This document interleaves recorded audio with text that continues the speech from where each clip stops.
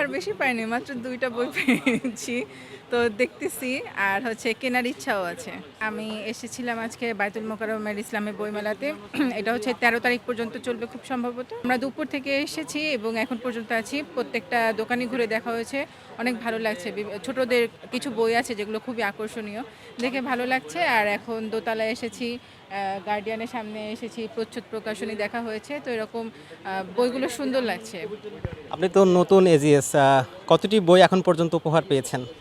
উপহার বেশি পাইনি। মাত্র ২ টা বই পেয়েছি।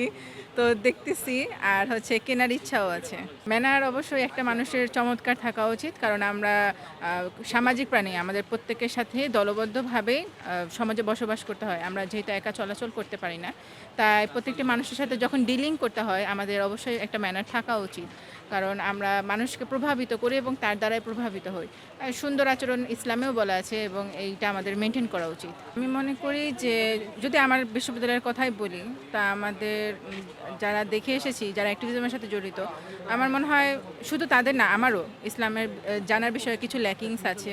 তো আমার মনে হয় যে বইমেলাতে আসা যায়, এসে কিছু বই বিভিন্ন পার্সপেক্টিভের উপরে আছে। যেমন রাষ্ট্র ব্যবস্থা, ব্যাংকিং ব্যবস্থা, তারপর গিয়ে অর্থনৈতিক ব্যবস্থাগুলো, পরিবারের সাথে কীরকম সম্পর্ক হওয়া উচিত, বেসিক আকিদাগুলো এবং বাচ্চাদের কিছু বই আছে, পর্দার বিধান আছে। আমার মনে হয় যে সামাজিক প্রেক্ষাপট রিলেটেড যে বইগুলো সেগুলো পড়লে আমাদের শুধু রাষ্ট্র না, বিশ্ববিদ্যালয়ে যে বিভিন্ন জিনিস আছে সেগুলো পরিচালনা করতে আমাদের সুবিধা হবে।